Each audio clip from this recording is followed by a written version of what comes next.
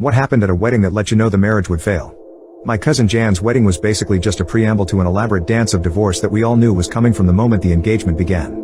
For context, this took place 15 years ago in the backwoods of NC. My family is just a generation or two removed from snake handling in church, so some of the wackiness is the product of upwardly mobile inbreeding and redneck gumption. Just a few things that come to mind. Her fiancé proposed to her over the corpse of her father.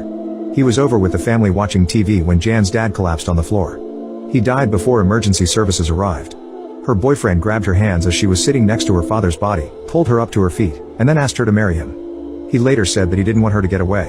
The fiancé then disappeared for a month the week after the funeral. Nobody knew where to reach him. The bride's white trash mother told Jan that she had to get married within 4 months because she, the mother, my aunt, planned to move to another state with her new boyfriend to avoid bill collectors. When Jan's fiancé showed back up, he was cagey and weird.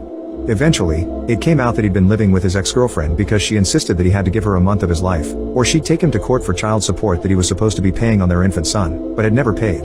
Throughout all of this, Jan continued to insist that she wanted to marry him. My mother and I did most of the wedding prep and arrangements. Jan's mom, despite insisting on the 4-month timeline to help pay for the wedding before her move, never contributed a dime, and we were both pretty convinced that the wedding was going to be cancelled at any moment. But, the day arrived, and so did the principal players.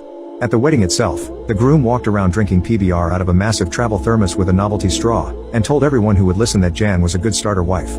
Jan threw several tantrums about stupid crap, including one in which she accused the groom of stealing her drink.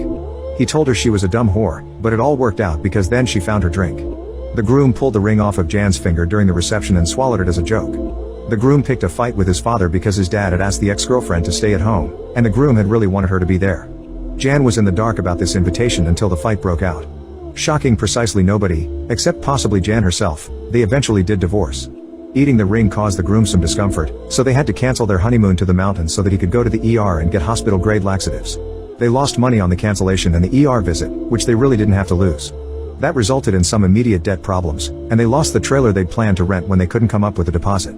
That resulted in both of them moving into the groom's parents' home, into his old bedroom. Things went downhill from there.